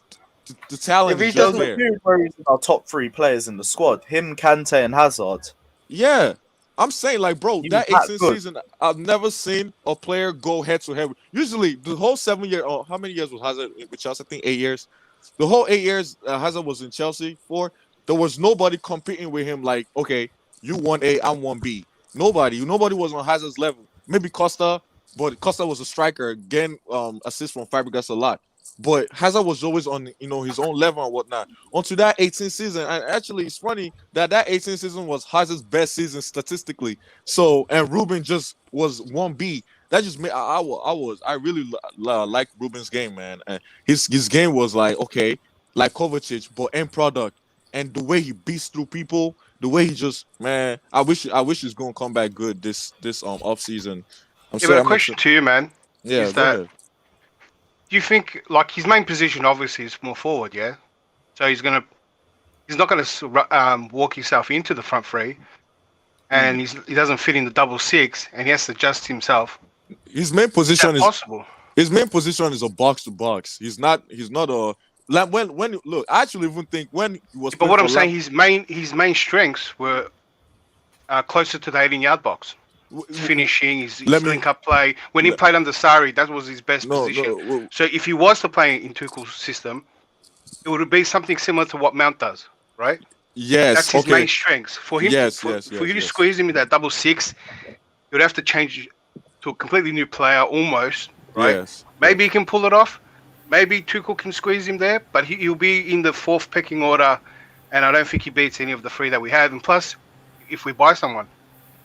Where does he shoe in? Do you know what I mean? But in Sarri's system was different because he was really an 8, and that's Ruben's best position. Because I remember when Lampard was the coach and Ruben was playing, he always made Ruben play like a number 10, or he played Ruben as a striker. He never really. You got to play Ruben from like the midfield role, the mid, where he could travel with the ball and pick a right pass and make those late runs like actually how Lampard used to make him. But I don't know, like you said, he could fit in Mount's position, but he's just gonna drop even deeper, way deeper, and he knows how to run with it. But I don't know. I feel like his best position is one less position. If you got the old Ruben Loftus-Cheek, he could probably be someone like Pulisic. It's not a Werner. It's not a Werner. No, you can't play him that high up, bro. He needs to. No. What I'm getting at is that he's closer to adapting to those roles than the pivot six. You get what I mean? No, I don't know. I understand what you're saying, but like I feel like he could adapt to the six better than being a winger or being a hybrid inside forward. And like he doesn't play like when Ruben plays so high up, he kind of ghosts in games. But when he was big up Prime. Wait, hold on. Let me see what Prime said. He said, I think Ruben's overrated, blah, blah. People take his potential and talent and think he's there now. Who's to say he's ever going to get there? I think injuries have stunted his growth. I get that, but I don't think we're talking about Ruben to start for Chelsea. We're talking about Ruben as a squad option. Yeah. And I also don't think we're talking about him becoming a world-class player. We're just talking about becoming a good enough talent to play in this. Yeah, like I actually want to see him play consistently. Not like for 6 months, then he gets hurt, then something. If this man plays if he could play for a whole year, even though he doesn't play all 50 games and he plays up to sometimes comes in as a sub and whatnot, and just show me that you still have that ability to be who you were, like in that Frankfurt game in the semifinals of the Europa League. What a game! So like you just show me like little abilities like that, and I'll say, okay, he's coming back. The old Ruben is coming back. But I'm not saying Ruben is coming in right now with this current form to be our savior. I'm not saying that. Realistically, he might come in to take Gilmour's spot. He's fourth picking order. Just to fill in. At the end of the day, if you're good, you're gonna get played on merit. So if he is playing better than the other midfielders, then what can Tuchel do? You got to start him. So you don't type out replacing Gilmour though, because someone else will come on the stream and won't be happy. No, but the thing is, with Gilmour, we've already said on this channel multiple times on multiple streams that he is the heir apparent to Jorginho. He is, and we discussed earlier in the stream that Jorginho won't probably be here after, like by either next summer or the summer after. He won't be here. At which point, Billy's perfect to come in. So I think even having do you really think that's good though? Take away. I hope so. Like because I think sorry, the only reason I interrupt you for that is that I feel like that role, an older player can play that role. Like so he could stay till 32. I'm sorry. I would agree with that if Jorginho was better defensively because then he could become the sitter and literally just be a defensive midfielder. But he's not good enough defensively, and you'd have to basically make him the Fabregas of the team. But I don't think he's got. Boy, he doesn't pass like Fabregas. Yeah, he does not. With what he does in this team, you'd have to fit so many pieces around him for that to work. By him being about 31 at that point, possibly 32, that I think it would be better off for the squad to sell him back to a club in Italy and to put Gilmour through at that point, rather than trying to shoehorn him into the team at the possible detriment to the whole squad at that point. And forget that for argument's sake, just to do what he's doing at the moment. Just say Tuchel's like we still got Tuchel, and we're still going to play the same way. Just to do the same job he's doing at the moment. Not we can bring better players in. I get that. We're going to bring Gilmour in. I agree with all that. Just to do the same thing he's doing right now. To do it can he do it till 32? There's not a lot of running, but just enough. Just to do the same thing. He can because you know why? I'll give Jorginho some credit. Jorginho might not be the best physical defender, but his brain defending, like knowing when to intercept passes. If you watch him for Italy too, like I'm not lying, he's not a bad player. He's actually a good, not great, but like upper good player because his brain, his IQ, the way he works, he doesn't have to use his physicality. He works better with someone that could use physicality. So all he has to do is intercept the passes and whatnot. So I'll give that to Jorginho. The only thing I just don't like about Jorginho is his passing range, and that's facts. I just don't like how he does not look up and look at the guy making the run. You have to look up sometimes, and you get so much assists doing that. And that's the only thing I don't like from. But beside that, I appreciate Jorginho though. I'm not gonna lie, I appreciate him. Do you think that might be a Tuchel thing? Because at Sarri, that he did those long. He was meant to look for those long balls. Even back with Higuain and stuff like that. I think it's just him and his role, because his role in the teams he's played in is not to be that ball progressor. Even if you go back and look at when he was at Napoli, Alan was a better ball progressor than he was. But that's simply because of his role in the teams he's played in is simply to get the ball back, or to initiate attacks, but not in a sense of like being the creative spark. It's to pick the ball up, give it to a creative player who's in a more forward position, and let them do all that. See, I was watching collect the ball, give it off. I was watching y'all's stream. I wasn't on here, but I was watching it, and I heard Jorginho is not meant to pass. I can't accept that, because you know why? Like you said, he was doing that in Sarri. But he was doing it with Sarri, at least was attempting, and not saying that those passes were even great passes. He doesn't just have the touch, Jorginho plays a quarterback role. If you use an American football, I know some people don't want to hear, but he plays a quarterback role in the sense that you give him the ball, and I'm not saying every time you should look up for the pass. But like on a counter attack, when you get the ball, Jorginho, look up and just Werner is making a run or somebody makes a run. I need you to ping the ball accurately, not over his head. But like how Fabregas used to do with a touch that lands on Costa's chest or lands, where it's supposed to be at. And that's what I need from Jorginho. I can't say Jorginho, as a midfielder, you got to have some passing ability. And as a regista, and I know his job is not just to pass, but if you have Kante in the midfield, Kante's job is obviously not to pass, because the other things he does in the midfield is already world class. So Jorginho does not do anything that is extremely world class. But he has to, make his passing deep ball passing accuracy better, because there's so many counter attacks that could be made if he could just look up and look for the run. And I feel like it's just facts. He's not just a very good passer, but he could, But I get what you're saying, but that's not really the role of the regista. The role of the regista is to dictate the game. Bro, yes it is. Role of regista is to be a quarterback. It's not. Perlo played a regista role, and you telling Perlo that he was not making those deep line passes? He did once in a while, but not frequently. In AC Milan? Not frequently, I watched this guy live. You didn't watch every single game AC Milan. Bro, not every game, but I'm saying I watched this. Look, Perlo was one of my. I remember Perlo in 2006 World Cup.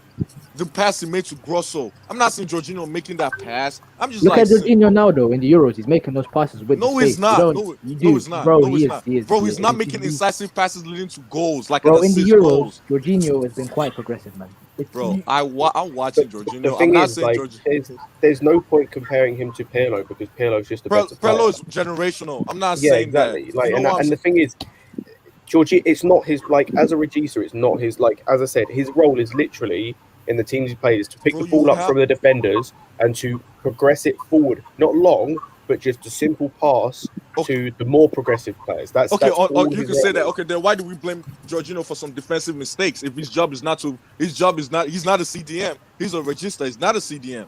But we blame Jorginho for defensive mistakes when Jorginho cannot run back. Why? It's because in Italian football you usually have a regista with two what's the word for it? I think it's medianos. So you got regista and then you got two midfielders. Yeah, you got two box-to-box midfielders. So like back in the day, Pirlo used to play with Ambrosini and Gattuso. They used to do the dog work for him. But in this system, we don't have that. You know what I'm saying? No, so bro, but we had it when we're playing 4-3-3 though, and when he played the lone regista when we're playing 4-3-3, we always argued about his defensive work. Even when he was playing beside Kante and Kovacic, right next to him, which are decent.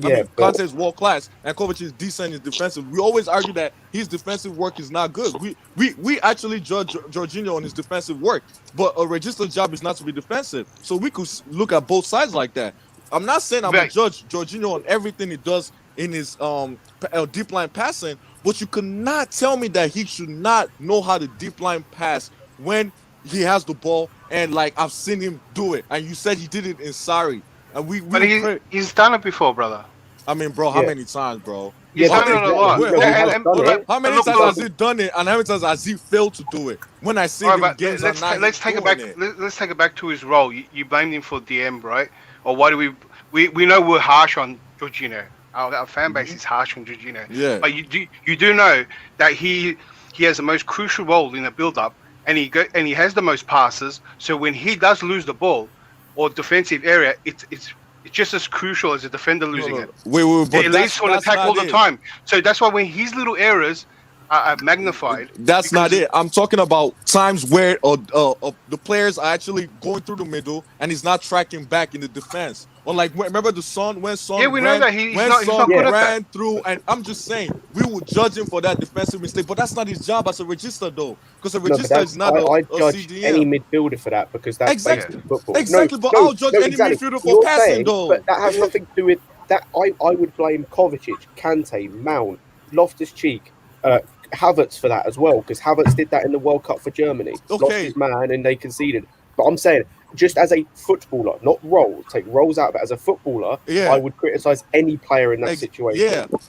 Okay, then we talk about a midfielder, or especially like a midfielder that is on the ball more times than any other player. Actually, he's the guy that they actually pass the ball to him under pressure and he gives it out. But I'm saying when he has space on him and there's no pressure, he doesn't know how to pick a pass from deep. And you could say he has done it once or a couple times, but the times he has not done it is a lot, and that's just facts. Even in the Madrid game, the first leg, the Pulisic pass was from Rudiger.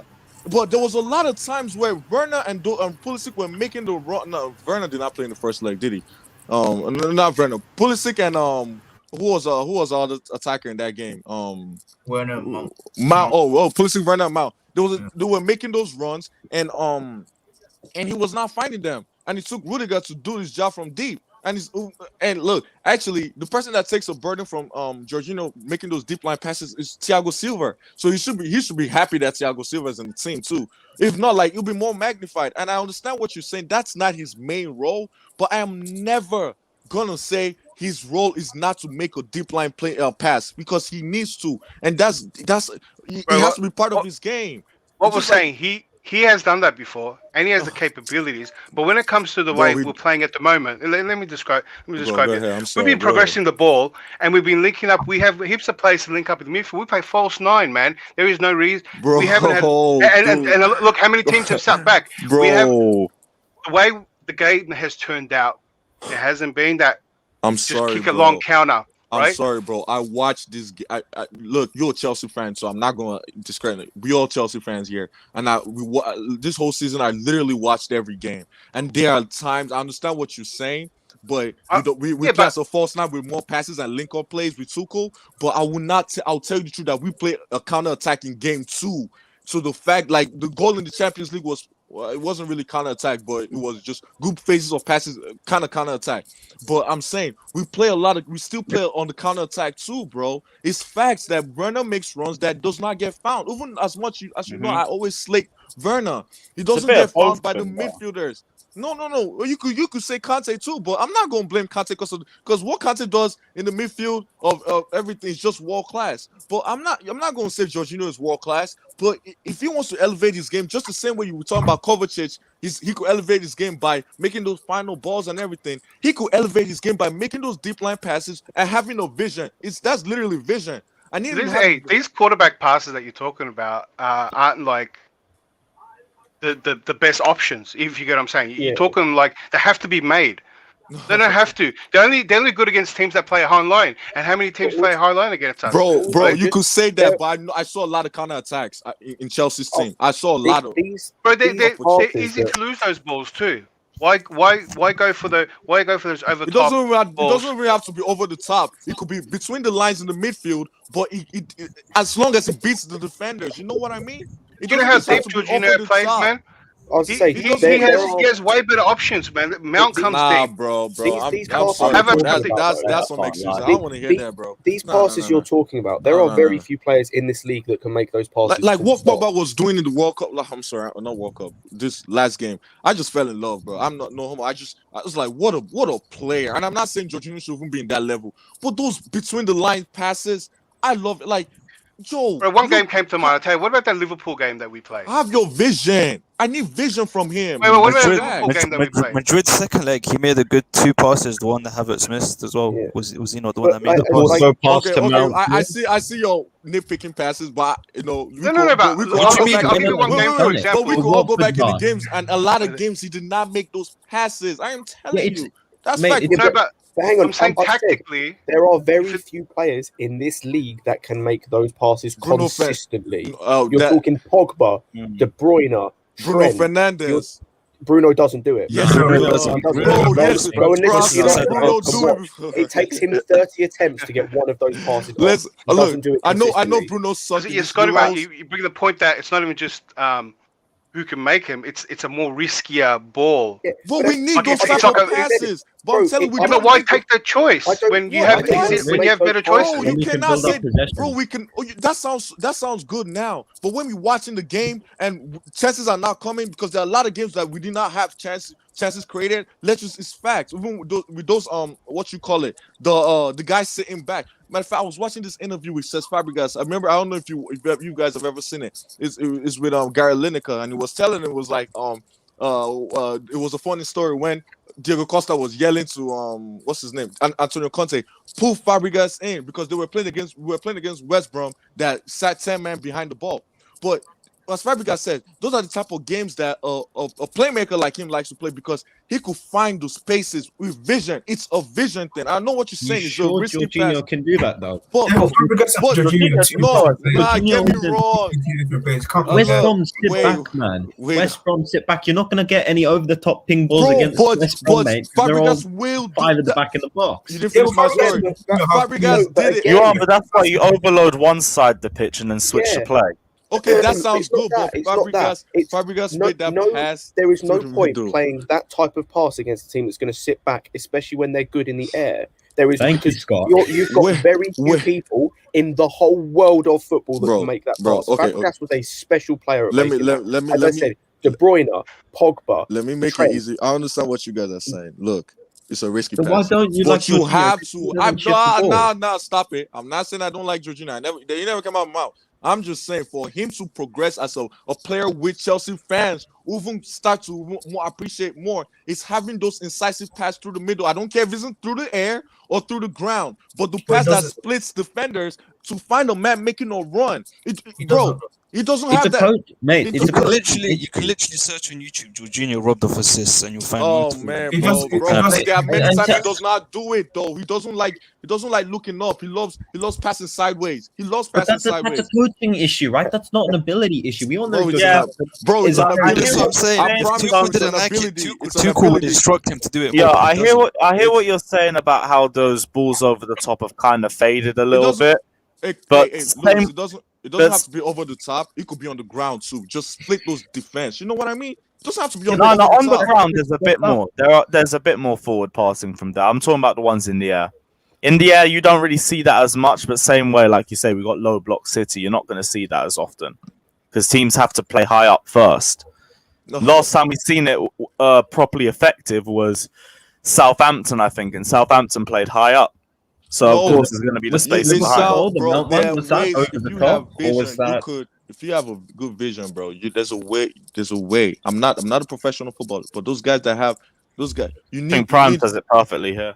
You need, but like it's all about he's smart, bro. You need risk. Are you joking? Jorginho is smart, man. I already gave him his IQ. What are you telling me that I gave him his props about being smart on defense? I gave him his props being smart on defense, but offensively, his IQ or his vision. Let me use the word vision, not smart. His vision is not all that. His vision is not even good. He's like, that's facts. No, like, you can't do it like that. It's a coaching issue, right? It's as simple as that. We all know he has the ability, right? He's got into this habit. I don't know that, bro. I don't know he has the ability.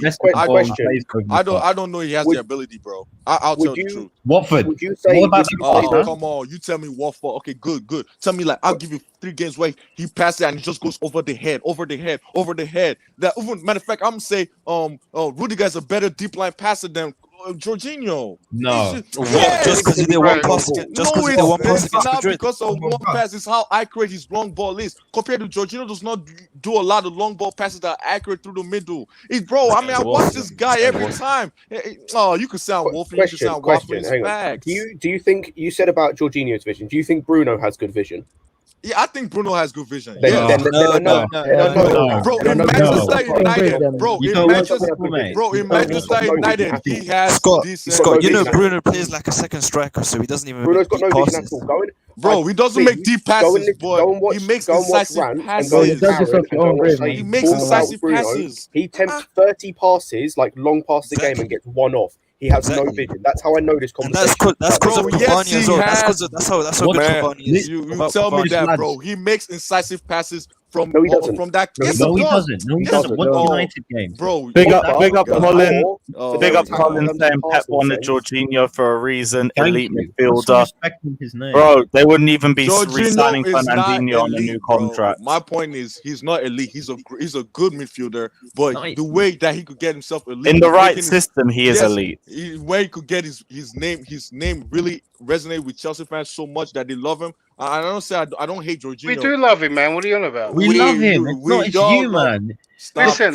Saying I don't love this. There are a lot of people that don't see what Jorginho does because of his vision is not there, bro. You got to watch Jorginho before Tuchel, because what you're describing is Tuchel's system, which doesn't happen. Bro, he's been doing what you've been talking about before Tuchel. 2003. I watched a lot of games, bro. I said 2003. Yeah, 2003. No cap. So in case I watched him. I saw him when it was. We're kind of going circles. He's done what you're talking about. It's just right now we play a different system. He's not doing it. It doesn't happen. Exactly. And that's the only thing. I don't know what you're talking about.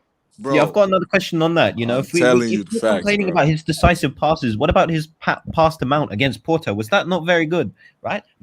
He played it forward. Mount he did his job, and guess what? You get your prop. He did his job. And you questioning his job? Okay, yes, because he doesn't do it a lot. He doesn't do it guys, more. Guys, that's facts, man. You guys might think. Stop.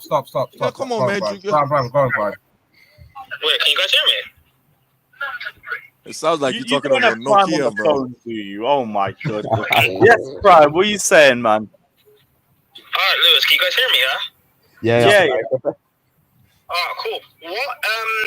I don't know what your name is. Sorry, I forgot. But what he's trying to say, I think, is that he wants a high risk, high reward player. Like that's why he keeps mentioning Bruno. But what you forget with Bruno is he will continuously spam those. What is the word for it? Those Hollywood risky type passes, or those Hollywood type of shots until one of them goes in.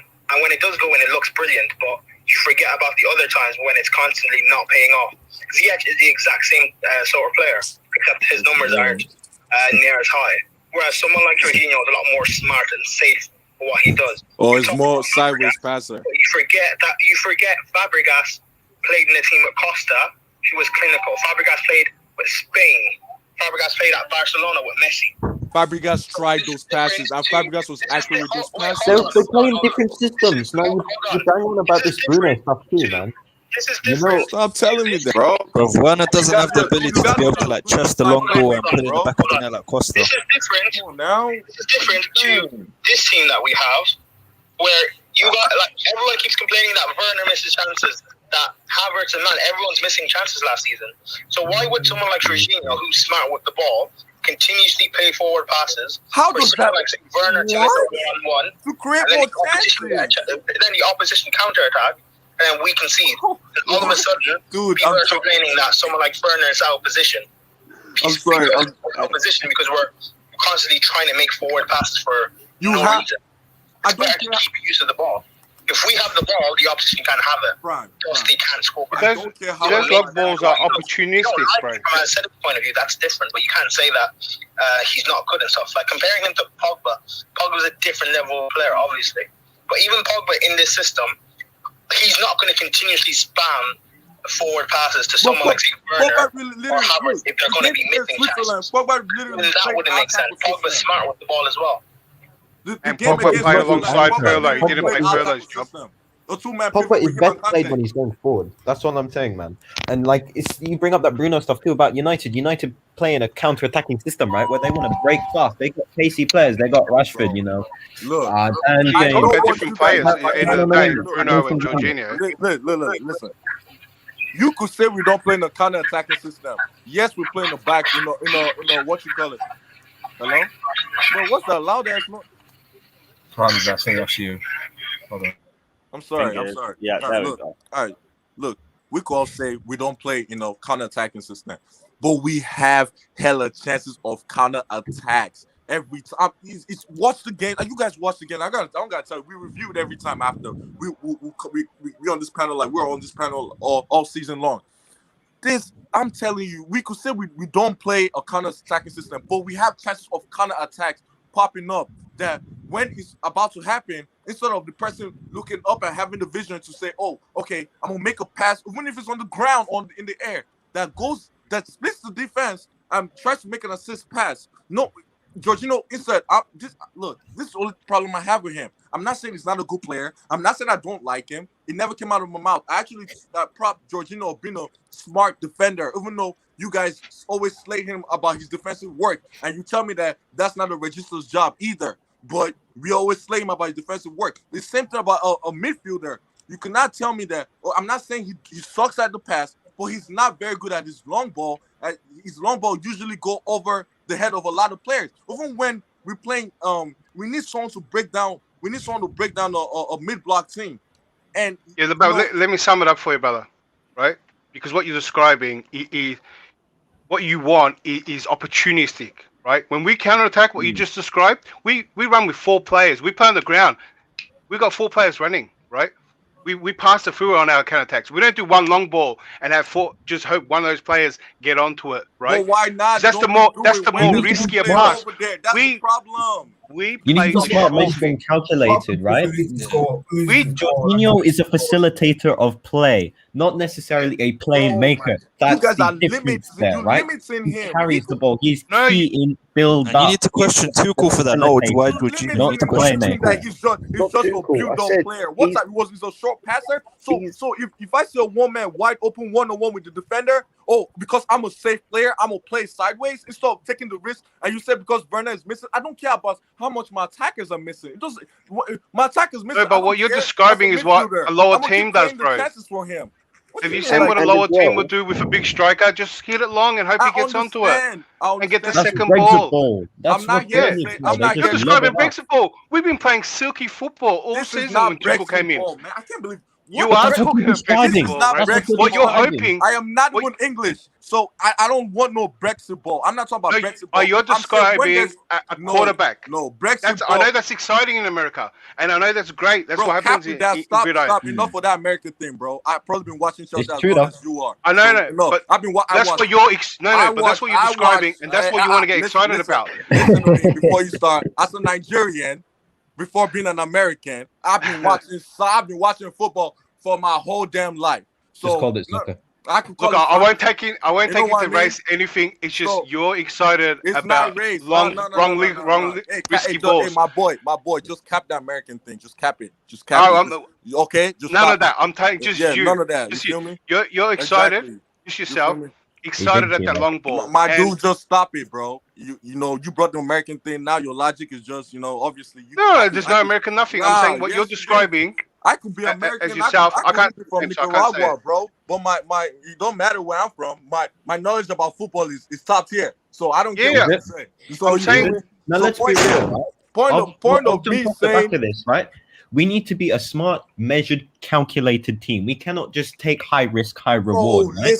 I would much rather lower. I think you guys think I'm just saying. Once we get the ball, put it over the top. Once we get the ball, put it over the top. Once you get what the opportunities come where you could do this. When the opportunities come where you could put it up, it's just like crossing. We're so angry that Lampard was doing a lot of crossing. But don't tell me under Tuchel, we didn't have those games where opportunities of crossings came and it went in and there was nobody in the box. So my point is, when there's opportunities of something, it has to come walk. Because we don't have aerial threat. You know what I mean? Yeah, if no one's in the box, what's the point of crossing it? But my point is, there's opportunities of a cross and they put in a cross. So it's not like, because we don't play Lampard type of football, so we don't cross. So no more crossing in football. I'm not saying as soon as Jorginho gets the ball every time, he should look up and pass it, even when there was. You can't do that all the time, though. There are times that he does not do it. I have explained. This is not. Go and watch even at Napoli for 4 years or 5 years, whenever he's at Napoli. This is not the type of player he is. So it's like asking Kante to be an attacking midfielder. This guy can't say this. We're talking about American. Just stop, though. What are you talking about? I get excited, dude. As someone that you watch every type of sports, I don't just watch football. I watch literally every type of sports. Like being a Chelsea fan for a while. I don't want to hear none of that American stuff, bro. And I use quarterbacks. No, it's not American. You get excited watching. I am Nigerian before American, my boy. I'm sorry, but I'm just questioning your footballing philosophy here, right? You've stated that you want high risk, high reward. You want to look stop, bang, bang. No, bro. Right? Stop. Switch. Go on, Brian. What's wrong with your way, boy? Tapping. Yeah. Go on, Brian. Yeah, Prime. Prime's still here. Bro, man. Go on, Prime. What Scott said is spot on, because that is not the sort of player Jorginho is. But why is it you're giving him stick, but you don't give Kante stick for not doing what you're saying Jorginho look, do either? Can I ask a question? If they're both not doing it, then you should be onto both of them, not just one of them. Oh my God! All right, look. What Kante does is world class. I do not care if Kante is not pinging the 30-yard passes. This man is running and like a missile and attacking the ball from behind and getting a clean tackle to start our counter attacks. What he does is world class. You know what I mean? So okay, his final passes when he's in front of the box is not very good. Fine. You gonna say what Jorginho does is world class? You telling me that we cannot bring someone else in Jorginho's position to do better than what Jorginho is doing? Really? I'm happy with Jorginho. So what you're telling me now is that we cannot upgrade from Jorginho right now. Mate, we don't need him, right? No. Hear me out. That's your best team. Who can you bring? They'll do better than Jorginho. No. Wait. We just need a backup. I'm hearing from today right now. Man. I'm hearing from today right now. You guys do not think in this system we could upgrade from Jorginho. In this system, you don't think we can. Do what Jorginho does. I'm just saying yes or no. You don't think we can upgrade from Jorginho? It's not just simple as a yes or no. It's not as simple as a yes or no. How? Because if we had free reign of anyone in the world, then yes, you could improve on him. But with what is available, because there probably is an improvement, but it's like off the top of my head, like a Verratti who's not going to leave PSG or someone like that. It's like of who we can get right now. No, there is no one in that will improve on what Jorginho does in this system. All right. Look, I watch this stream every time, bro. So if I hear something flippy, we should watch it. Then I will come. Now, I just want to provide one final thing, right? Chelsea Football Club, we created the second most amount of chances in the Premier League. Second, That's facts, right? But we have the third worst conversion rate. So you're telling me, right? You want to play the ball long and all this inshallah stuff, right? And yet we are perfectly capable of creating chances. Yet with Jorginho as the facilitator, right? And you're complaining that he's not creating enough chances, right? We created the second most amount. So it's down to the guys up front now to finish them. Maybe to you, I don't know if you. No offense. This is not an insult. No disrespect. I don't know if you cannot comprehend what I'm saying. Big up, Exo. Come on, you feel me? But what I'm saying is not saying. I didn't say when you get the ball, everything you do is put it over the top. It's not what I said. When you have opportunities to do it, he does not do it. It's facts. I don't care what. Like, I watched this game and that's what I'm yelling at. Like, bro, he is. We should sum this up. Do you think he has the capabilities of doing it? Get the ball. It's just like I'm not saying like in Lampard's system, everyone was complaining. I'm not saying I was supporting Lampard, but I'm not saying every time you get the ball we should cross it. That's not what I want. I was complaining about there was no pattern. We get it. Let's start off. Do you think Jorginho has the capabilities of doing it though? Honestly, I'll tell you the truth. His deep range passing is average. It's not great. It's not even. It's pretty average. Like. Honestly, just facts.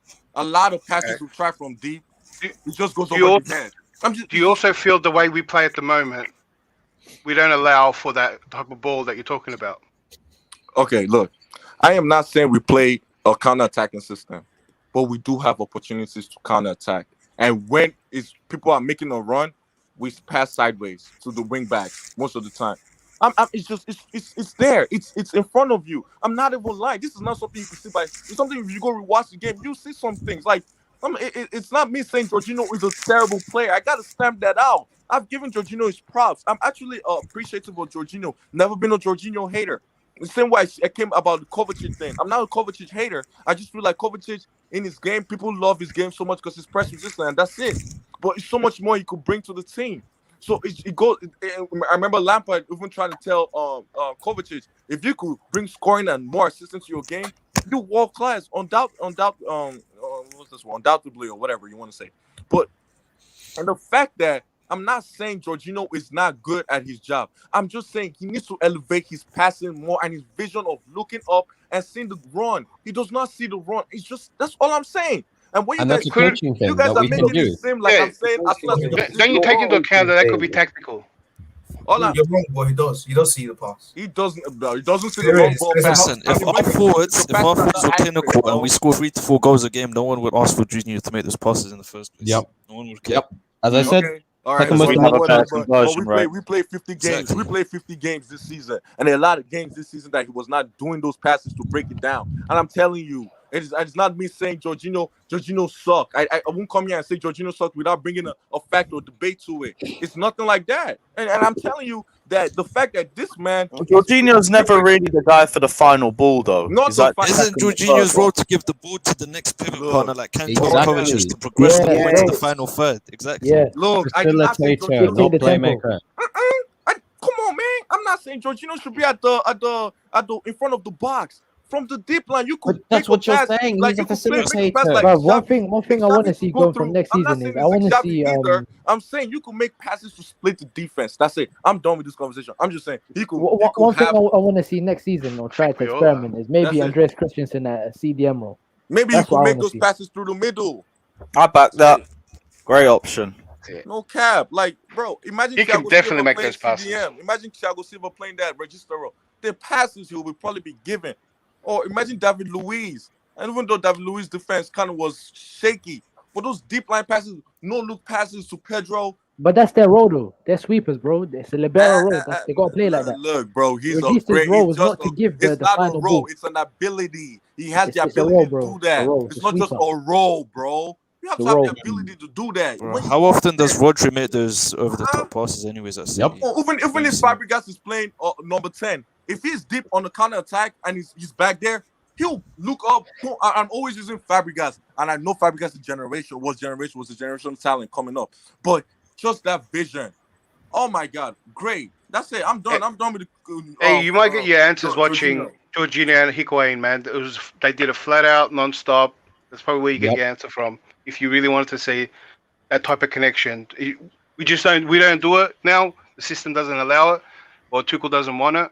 Honestly, we tried to do it under Lampard, but everyone played low blocks against us. Let's agree to disagree, because I'll say that's cap. We don't do that in our system. But that's what you want to say. But yeah, I'm done. Hey, that was fact. So you can check that out. You'll see what we're talking. You'll get your answer. Is basically what I'm saying. The game. There are games. There are opportunities to counter. That's what I'm saying. Did you watch that Napoli team with Sarri? No, they were on fire. I'm not gonna say I did. I did not. I did not watch Napoli, Sarri's team. I did not watch it, but I watched every Chelsea game to know that there are times that we could look up and just do a counter attack, a simple run through the middle where you could just play the pass that will go through. Like what Mount did. We get what you're saying. Look, when you get opportunity, watch Sarri at Napoli, Jorginho, Higuain. They did it all the time. Even exactly Morata, what you've been asking. Morata was Morata as well. So you just check it out. We're not going to blame you for not watching it. A lot of people don't watch Serie A. Check it out, and you might get your answer and say, and then once you see it, then you go, why isn't he doing it here? He's got the capability to do it, and then maybe look at the tactical side that doesn't. Yeah, well, tactical side, bro. I understand what you're saying. Tactical side, a manager could say don't do something, but if something is right in front of you that could lead to a goal, you still you doing what your ability does. As a player, you're the one with the ball on the field. At the end of the day, if something looks good in your eyes, you make the pass. It's not all the. But it's the most riskiest pass. What you're talking about? It's the last option. That's cap, man. You guys be thinking the manager got these guys on the leash with what? No, bro. Come on, you name specific examples? Just won the Champions League with his pivot, bro. So long. We just won the Champions League with his pivot. Yeah, man. Yeah. God, man. I feel like you guys don't understand me. You guys are trying to say I'm saying we understand. I'm not saying Jorginho is bad. All right, no, we're not saying that. We're going in circles because you're saying he doesn't do it or doesn't have that much of the capability. And if he did, he would be a better player. We're telling you that he does have the capability of doing it. He's done it. He's not that accurate, bro. His deep line passes are not that accurate, bro. And that's just facts, bro. It's facts. Then they come back and he goes over the top of whatever. That's what I'm saying. You guys could say, you love your Jorginho, defend him. I'm not saying Jorginho is bad, but I said what I said. Love him. His deep line passes is not good, and it's not good enough. And that's why we just agree. And we could agree to disagree. That's what I said. Fine. I'm not gonna agree. Yeah. I'm done with the Jorginho. We need another topic. That's why I'm done with the Jorginho combo. Yeah, let's shift it on. And one more thing, cap that American stuff, bro. That's it. You hear the accent, man. No, we haven't said it. You want to say bro, because you guys say that to Jester a lot too. So I went Jester like. I said it because I like I used to love it. I used to get my NFL ball and throw it like that. I used to love that. It's entertaining. Yeah. But it's just like watching Burnley. That's how they play. Bang, kick it. No, exactly it's not. Nah. No, it's not, bro. Nah, stop it, bro. No, bro. No, Burnley does not play with a deep line playmaker. Under Mourinho, we did what you're talking about. Burnley, right? when you got Costa with Fabregas, that was tactical. That was player, though. He was just a guy that had good rapport with Fabregas, but Fabregas knew how to make a pass that lands on you. It's tactical, though. In Mourinho's game, it was tactical. The first time you get it, bang that long ball. Tuchel doesn't want that. And that's simple. But like I told you, man, go watch it under Sarri and Napoli. It happened all the time. There was a good connection with him and Higuain. It's like, I'll watch. We move it on. It's not what it's facts back. He does not play. I think that's our last point. I can argue forever, but I want to move on. The only other thing is that we've been linked to Sergio Ramos again. And apparently we've offered him a contract. It don't really make sense. It makes sense without Thiago Silva, but Thiago Silva's in the squad. He's a quality defender anyway, but he also is going to come from a massive pay packet. I actually want him to look. The pay packet, if we weigh it up to a transfer fee, right, and if there's no transfer fee, then maybe it balance out like that. And the only way I was looking at it is when I don't think Silva can play every game. So if he did what Silva did for us when Silva's not playing. Not both of them together. I think that might be a disaster a little bit. But to swap them out, maybe I said, okay, it'll be good. If he can do exactly what he does, but still high risk. I think you could play both of them together. To be fair, with who's the supporting centre back? I think they might get caught out, Scotty. Yeah, in a back two. What do you think? In a back three, I'm not sure. I think maybe back three, just because I feel as though I still think I know he's not the quickest, but I still think Ramos has a little bit of pace about him. And to be fair, it's not like we play. I don't remember us getting caught out that much last year on the counter attack at all. And we didn't. We had Azpilicueta and Silva a lot of the time, and the only times we really got caught out is when positionally, like our defenders, like it was when Zuma wasn't paying attention to what's going on, or Rudiger or whatever. That was most of the time we were getting caught out on the counter attack. Most other goals we conceded, if I remember, correct me if I'm wrong in the comments or in the stream, most of the goals we conceded were just off of either stupid mistakes or lack of concentration. It wasn't ever getting caught on the counter attack. Yeah, I think Azpilicueta is not the fastest as well. He's not the quickest. Yeah, I think we need to weigh up the needs versus wants. As for Ramos, right? Do we need Ramos? No, but of course we would love him at the club, right? You know, we've already got very competent defenders. You know, it's that wage packet we also have to take into account. That's going to be a ridiculous amount, and how are we going to fit him into this team? And you know, Lewis, we still got AC, man. He's banging. You know, he needs to get in this team. You know, his Euros tournament. If one thing that he's proved, he deserves the starting spot in this team, man. Yeah, bring it up. AC Live, it's in full swing, man. Man can score bangers, rockets, you name it, man.